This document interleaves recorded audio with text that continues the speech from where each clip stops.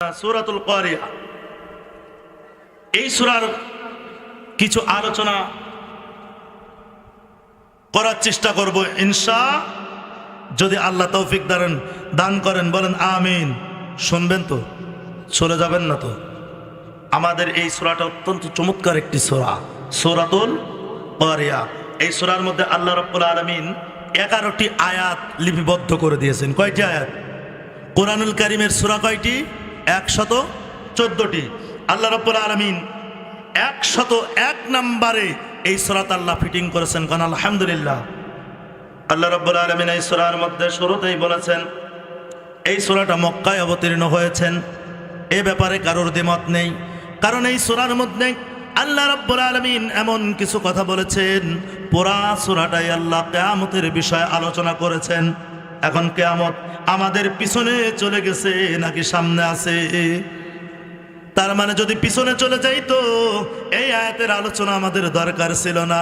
যেহেতু বন্ধুরে কিয়ামতটা আমাদের সামনে রয়েছে, সেহেতু এই আলোচনা আমাদের দরকার আছে না নাই? আল্লাহ রাব্বুল আলামিন বললেন আল কারিআ, মহা দুর্ঘটনা। কি দুর্ঘটনা? আল্লাহ প্রথমে এই সূরায় বললেন আল কারিআ, মহা দুর্ঘটনা। কি দুর্ঘটনা? বিপদ সংকেত। বিপদের খবর শুনলে আমাদের অন্তর একটু কাঁপে কি কাঁপে না? কথা বলেন। যদি শুনি মৃত্যু সামনে আসতেছে। এখন এই আয়াতের মধ্যে তাফসীর এসেছে, ওই সময় আল কারিআ বলতে যে মহা দুর্ঘটনা আল্লাহ বুঝাচ্ছিলেন, এটা হলো একটা পাথর দিয়ে আর একটা পাথর উপরে আঘাত করলে শব্দ হয় না, একটা আগুনের ফুলি বেরোয় না। এটা আশ্চর্য বিষয় ছিল ওই সময়, মানুষ বুঝতো না। এখন তো আমাদের ছোটটাই বোঝে।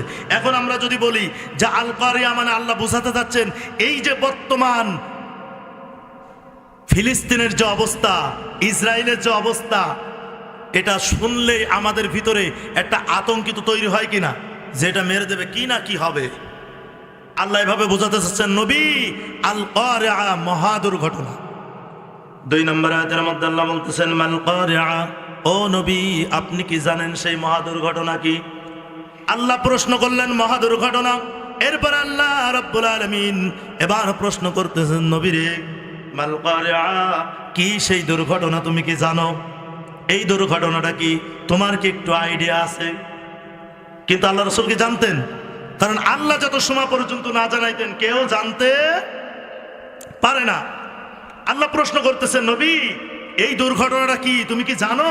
মাল কারিআ, কি সেই দুর্ঘটনা, কি সেই ভয়াবহতা? আল্লাহ রাব্বুল আলামিন বলেন ওয়ামা আদরাকা মাল কারিআ, নবী রে তুমি কি জানো কি সেই মহা দুর্ঘটনা? যেই দুর্ঘটনার কথা, যেই ঘটনার কথা আমি আল্লাহ জানাতে চাচ্ছি, আমি এখন তোমাকে জানাবো। নবী এ বিষয় তুমি জানো না, তোমার ধারণাও নাই এই দুর্ঘটনাটা আমি কেমন করে ঘটাবো, এই দুর্ঘটনাটা কি হবে। আমরা শুনতে চাই কিনা? আল্লাহ রাব্বুল আলামিন বললেন ও নবী ইয়াউমা ইয়াকুনুন নাসু কাল ফারাশিল মাবসুস।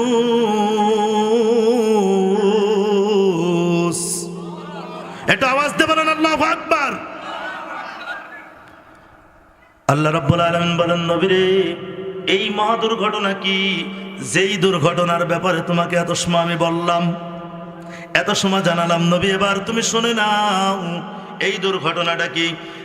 এই দুর্ঘটনা যেদিন ঘটবে সেদিন লোকেরা ছড়িয়ে ছিটিয়ে থাকা পতঙ্গের মতো দৌড়াদৌড়ি করতে থাকবে, মানুষের মাথায় আর কাজ করবে না, মানুষ দিশেহারা হয়ে যাবে, মানুষের ভিতরে ভয় সঞ্চালন হয়ে যাবে। আর মানুষগুলো বলবে আজকে আমরা যাব কোথায়, পালাবো কোথায় রে? আলেম ওলামা কত কোরআনের ময়দান থেকে আমাদেরকে কিয়ামতের সতর্ক করেছিল, আল্লাহর আযাবের ভয় দেখিয়েছিল, আমরা কোনোদিন মানি নাই। আজকে তো সেই কিয়ামত আমাদের সামনে। কারণ এই জন্য মানুষ বলবে, আল্লাহ বলতেছেন পরের আয়াতের মধ্যে, আল্লাহ রাব্বুল আলামিন বলেন ওয়া তাকুনুল জিবালু কাল ইহনিল মানফুস। আল্লাহু আকবার। ও নবী, যেই দিন এই মহা দুর্ঘটনা শুরু হয়ে যাবে নবী রে, তুমি শুনে নাও, মানুষগুলো শুধু পাগলের মতো দৌড়াবে এমন নয় রে নবী। ও নবী, মানুষগুলো শুধু পতঙ্গের মতো দৌড়াদৌড়ি করবে, ছুটাছুটি করবে এমন নয়। আমি দুনিয়ার মধ্যে যেই পাহাড়গুলো প্যারাক হিসাবে গেড়ে দিয়েছিলাম, আল্লাহ যদি দুনিয়ার মধ্যে এই প্যারাকগুলো পাহাড়গুলো না দিতেন, ও দুনিয়ার মানুষ, আমি আপনি দুনিয়ায় বসবাস করতে পারতাম না। পৃথিবীটা এইভাবে করে আমাকে আপনাকে নিয়ে হেলাধুলা করতো। নৌকায় যারা ভ্রমণ করেছেন, জাহাজে যারা চলেছেন, বলেন তো সাগরের ঢেউ যখন আসে, নৌকা যদি ট্রলার যদি এইভাবে করে, পরাণের মধ্যে ভয় ঢোকে কিনা, মরার সম্ভাবনা আছে কিনা? আল্লাহ রাব্বুল আলামিন বলেন নবীরে, এই পাহাড়গুলো আমি এই জন্য ফিট করে দিয়েছি, পেরাক হিসাবে গেড়ে দিয়েছি, যাতে করে পৃথিবীর মানুষকে নিয়ে হেলাডোলা করতে না পারে। ও নবী, যেই দিন এই মহা দুর্ঘটনা শুরু হয়ে যাবে, আমি আল্লাহ যেই দিন এই দুর্ঘটনা ঘটিয়ে দেব, ও নবী, ওই দিন তুমি দেখবে এই পাহাড়গুলো ধসে পড়বে, পাহাড়গুলো ভেঙে যাবে, পাহাড়গুলো তুলকার রশির মতো উড়তে থাকবে। কোন আল্লাহু আকবার। আল্লাহ রাব্বুল আলামিন বলেন নবীরে, শুধু তাই নয়, ওই কিয়ামতের ময়দানে আল্লাহ সূরাতুল মুজাম্মিলের মধ্যে বলছেন, ইয়াউমা তারজুফুল আরদু ওয়াল জিবালু ওয়া কানাতিল জিবালু কাসীবাম মাহিলা। একটু আওয়াজ দিয়ে বলেন।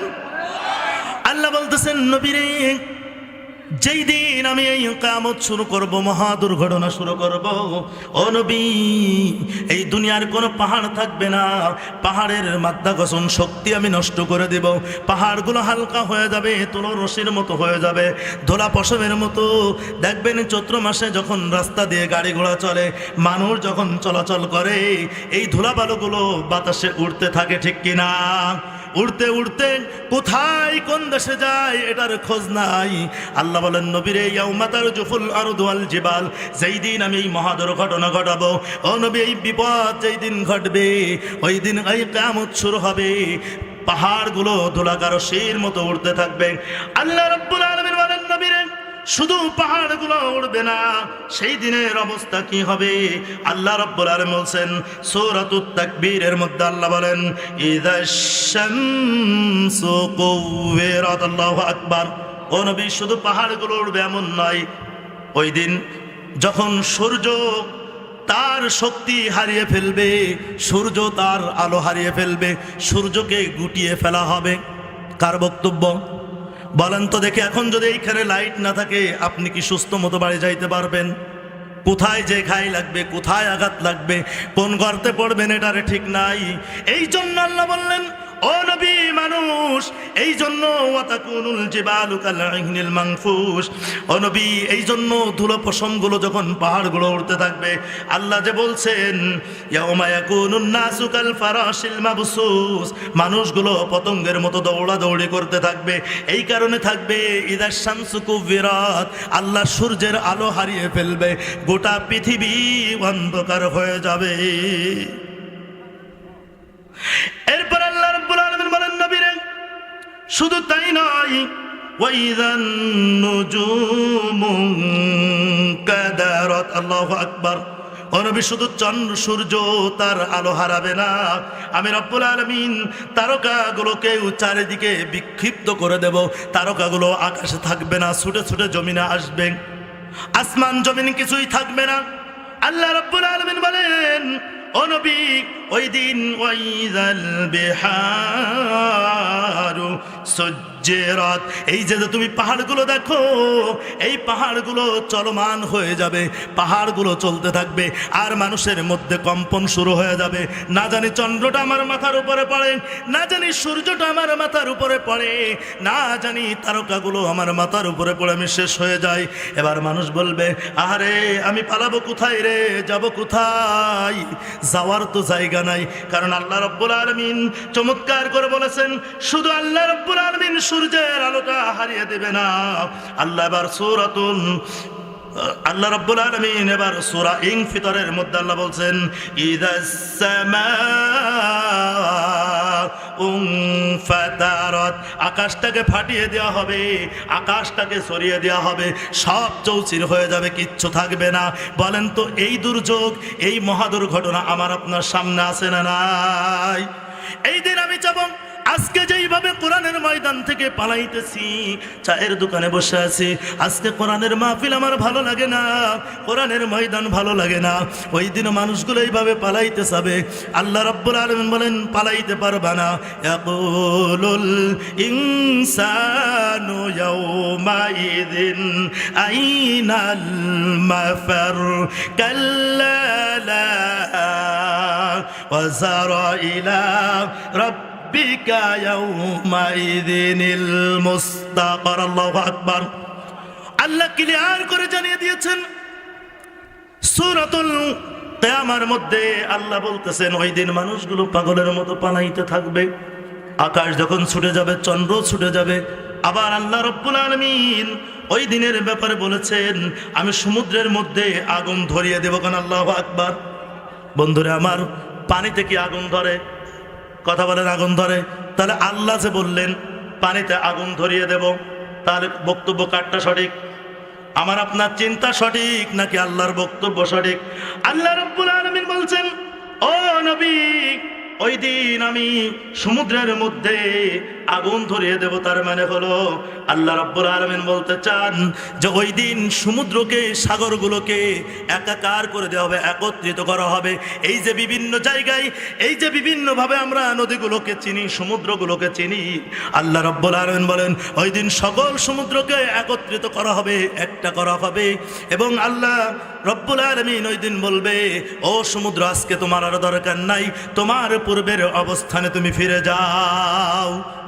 আর এই সমুদ্র যখন পূর্বের অবস্থানে ফিরে যাবে, তখন এর পূর্বের অবস্থান বিজ্ঞান বলছে হাইড্রোজেন আর অক্সিজেন, এই দুইটার সমন্বয়ে, নাইট্রোজেন আর অক্সিজেন এই দুইটার সমন্বয় করলে, একত্রিত করলে পানি তৈরি হয়। কারণ আল্লাহু আকবার। তা আল্লাহ বলবেন পূর্বের অবস্থানে ফিরে যাও। তাহলে নাইট্রোজেন এমন একটি পদার্থ যে নিজে নিজে জ্বলে, আর অক্সিজেন মানে কি? আগুন জ্বলতে বাতাস সাহায্য করে না, বন্ধ করে। আগুন ধরলে কি বাতাস যদি আসে ওটা আরো বাড়ে না? এই জন্য আল্লাহ বলছেন আগুন ধরিয়ে দেওয়া হবে, অটোমেটিক ধরে যাবে। এদিন মানুষগুলো কবে আরে এ ফিলিপ যেতে পারতেছে, পশ্চিমে যাওয়ার কায়দা নাই, উত্তর দক্ষিণ পূর্ব পশ্চিম কোথাও যাওয়ার কায়দা নাই, আরে পালাবো কোথায়? ইয়াকুলুল ইনসানু ইয়াউমাইযিন আইনাল মাফার, আজকে আমি পালাবো কোথায়, যাব কোথায়? আল্লাহ রাব্বুল আলামিন বললেন ও বান্দা, ওই দিন তুমি পালাইতে পারবা না, পালানো সম্ভব না। কাল্লা লা ওয়াজার, না, কখনো না। এই মহাদুর্ঘটনা থেকে মানুষ তোমরা পালাইতে পারবা না, এই দুর্ঘটনা থেকে পালানো সম্ভব হবে না। আল্লাহ রাব্বুল আলামিন বলেন তোমার ওই দিন ইচ্ছা থাক আর অনিচ্ছা থাক, ইলা রাব্বিকা ইয়াউমাইযিনিল মুস্তাকার, ওই দিন তোমাদের সকলকেই তোমার রব আমি আল্লাহর আদালতে হাজিরা দিয়াই লাগবে, বাঁচতে পারবো না। এই জন্য আল্লাহ রাব্বুল আলামিন বলছেন ও দুনিয়ার মুসলমানেরা, ও শ্রীকুণ্ঠী চরপাড়াবাসী ভাইরা আমার, বাবাজিরা, পর্দার আড়ালে মা বোনেরা, আমি আপনাদেরকে হাত জোড় করে বলে যাই, বাবারা আজকের থেকে আল্লাহর বিধান লঙ্ঘন করেন না, আজকের থেকে এক ওয়াক্ত নামাজও ছেড়েন না, আজকের থেকে মা বোনেরা পর্দার বা খেলাপ করো না, বেপর্দায় চলাফেরা করো না। ও যুবক ভাই, ফজরের আজান হওয়ার পরে তোমার ভালো লাগে না, কত রাতের পর রাত তুমি মোবাইল চালাও, ইন্টারনেট চালাও, ফেসবুক চালাও, ইউটিউব চালাও, কত রাতের পর রাত জেগে বন্ধুর সাথে গল্প করো, আড্ডা করো, প্রেমিকার সাথে আড্ডা করো, তোমার প্রেমিক তুমি আল্লাহকে বানাও, রাতের বেলা তাহাজ্জুদে দাঁড়িয়ে যাও আর মালিকের সঙ্গে তেলাওয়াতের মাধ্যমে কথা বলো। এই বান্ধবী, এই বন্ধু কোনোদিন তোমাকে ছাড়বে না। কিন্তু এগুলো বাদ দিয়ে তুমি যার পিছনে দৌড়াও, এই কিয়ামত যখন শুরু হয়ে যাবে কেউ তোমার আপন থাকবে না, এমনকি তোমার মাও আপন থাকবে না, বাবাও আপন থাকবে না। তুমি যেই সন্তানের জন্য অহংকার করো, যেই সন্তানের জন্য মেহনত করো, মাথার ঘাম পায়ে ফেলো, কিয়ামতের ময়দানে এই সন্তানও তোমার কাছে থাকবে না। থাকবে? কথা বলেন থাকবে? তাহলে আমরা আল্লাহর আইন মানতে চাই, রাজি আছি না নাই? এখন আমার ভালো লাগুক আর না লাগুক, এখন অনেকের আছে এই কোরআনের মাহফিল ভালো লাগে না, কতক্ষণ আছে না নাই? গানের মাহফিল হলে দেখতেন প্যান্ডেলের অবস্থা, হ্যাঁ, কিন্তু কোরআনের মাহফিল তো সে সময় ওই চার দোকানে ফুচকার দোকানে লোক পাওয়া যেত না। আরে সর্বনাশ! কোরআন ভালো লাগে না, আল্লাহর আইন ভালো লাগে না। আচ্ছা যদি বাদান ভালো না লাগে, আল্লাহর একটা বক্তব্য আছে, আপনার আল্লাহর আইন মানা লাগবে না কেন? আল্লাহ রাব্বুল আলামিন সূরাতুর রহমানের মধ্যে বলছেন, ইয়া মা'শারাল জিন্নি ওয়াল ইনসি ইন ইসতাতা'তুম আন তানফুযু লা তানফুযুনা ইল্লা বিসুলতান। আল্লাহ রাব্বুল আলামিন বলেন, ও দুনিয়ার মানুষ, যাদের আমার কিতাব ভালো লাগে না, আমার কোরআন ভালো লাগে না, ইসলাম ভালো লাগে না, পর্দা ভালো লাগে না, নামাজ ভালো লাগে না, কোরআন তেলাওয়াত ভালো লাগে না, এক কথায় আল্লাহর আইন, আল্লাহর বিধান তোমার কাছে ভালো লাগে না, আমি তোমার রব বলছি, ও জিনার ইনসান, আমি আল্লাহ তোমাদেরকে কিচ্ছু বলবো না, শর্ত হলো আমার জমিন ছেড়ে অন্য জায়গায় যাও। অনেক সময় বাপ বলে না, এই তুই আমার কথা শুনিস না, তুই আমার বাড়ি থাকতে পারবি না, বেরো। আল্লাহ ধমক দিয়ে বলতেছেন। তার মানে বাপ কি আসলেই মনের থেকে কয় যে তুই বাড়িতে চলে যা, তুই আর আসবি না, মানে শাসন। তার মানে আল্লাহ বোঝাতে, বাপ বোঝাতে চায় যে সন্তান, আমি ছাড়া তোমার যাওয়ার জায়গা নাই, আমার বাড়ি তোমার থাকা লাগবে, রাগ করি গাপাই গেলে যা কিছু করি আমার কাছেই ফিরে আসতে হবে, অন্য কোনো দরদি। আল্লাহ বলতেছেন, বান্দারে, তোমার যদি আইন ভালো না লাগে অন্য জায়গায় চলে যাও। এবার যাইবেন কোথায়? আকাশের মালিককে একটু আসতে বলেন না, কে? জমিনের মালিককে, পাহাড়ের মালিককে, সমুদ্রের মালিককে, আমার আপনার মালিককে, আমার আপনার হায়াতের মালিককে। সব জমিন কার? এই যে আমরা জমিনের বড়াই করি, অহংকার করে, জমি এখানে আমার, এইখান আমার, ওইখান আমার, ছেড়ে দিচ্ছি ইনশাল্লাহ, এইটা আমার, ওইটা আমার। আল্লাহ বলছেন, না বান্দা, একটাও তোমার না। আল্লাযী জাআলা লাকুমুল আরদা ফিরাশান ওয়াস সামাআ বিনা। এই জমিনের মালিক আমি, আসমানের মালিক আমি। এই জমিন বান্দা তোমাদের জন্য কিছুদিন বসবাসের জন্য বিছানা বানিয়েছি, আর আকাশটাকে কিছুদিনের জন্য ছাদ বানিয়ে দিয়েছি। তার মানে সব কিছুই কার? তাহলে যাইবেন কোথায়? এরপর আল্লাহ বলতেছেন, ইল্লা বিসুলতান। চেষ্টা করে দেখতে পারো, যাইতে পারবা না, কারণ যাওয়ার জন্য মহাশক্তি প্রয়োজন, যা একমাত্র আমি আল্লাহ ছাড়া আমার সৃষ্টিগুলোর কারণ নাই। কারণ আল্লাহু আকবার, তাহলে যাওয়া যাবে না। এরপরও দেখেন কিছু লোক আছেন একটু ঘাটতে বলে যা কবে না, তারপরেও যা কইছে কই মাসের মতো এই কানের পর ভর দিয়ে কুনাকুনি হয়ে ও চলবে। এরপর আল্লাহ কোসেন কিছু চলতে যাবে, কিন্তু যখন চলতে যাবে আমি তাদেরকে আগুন জ্বালিয়ে ধোঁয়া ছেড়ে দেব, আগুন জ্বালিয়ে দেব, ওরা যাইতে পারবে না। ওই যে আল্লাহ বলছিলেন সমুদ্রে আগুন ধরিয়ে দেব, এর আয়াতের ব্যাখ্যা আল্লাহ ওখানে করেছেন। এখন যাবা কোথায়? বিষ্টন হয়ে যাবে। তা বন্ধুগণ আমার, হুজুর চলে আসছেন, আমি শেষ করে দেব। তা আমি যতটুকু বললাম, আমরা আজকের থেকে প্রস্তুতি নেই। কিয়ামত যেহেতু আমাদের সামনে, কিয়ামত কি এই ঘটনাগুলো সামনে, তাহলে এর আগে আমাদের সতর্ক হওয়ার দরকার আছে না নাই? আমি সতর্ক না হলেও কিয়ামত আসবে, সতর্ক হলে কিয়ামত আসার পরেও কোনো চিন্তা থাকবে না। কারণ আল্লাহ বলছেন, ইন্নাল্লাযীনা ক্বালু রাব্বুনাল্লাহ, যারা বলে আমার রব আল্লাহ, নিশ্চয় আমি আল্লাহর বান্দা, আল্লাহর গোলাম, আমার রব আল্লাহ। আল্লাহ বলছেন তাদের কোনো ভয় নাই, তাদের কোনো পেরেশানি নাই, তাদের কোনো টেনশন নাই।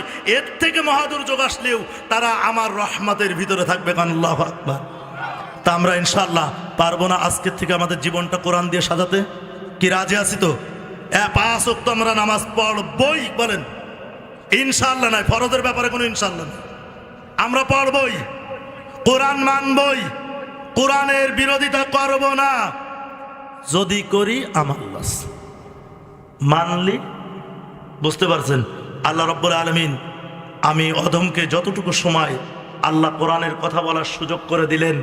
বললাম যদি আমার কথা আপনারা কষ্ট পেয়ে থাকেন, আমার কিছু করার নাই, কষ্ট পাইলে আল্লাহর উপরে পাইবেন। আমি কি আমার কোনো কথা বলছি? আমার বাপ চাচার কোনো কথা বলছি? কার কথা বলছি?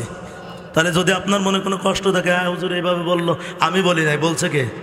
আমি শুধু একটু বিশ্লেষণ করে আপনাকে জানালাম। আল্লাহ রাব্বুল আলামিন আমাদের সকলকে এই কথাগুলো আমল করার তৌফিক দান করুন। সবাই বলি আমিন। ওয়া আখিরি দাওয়ানা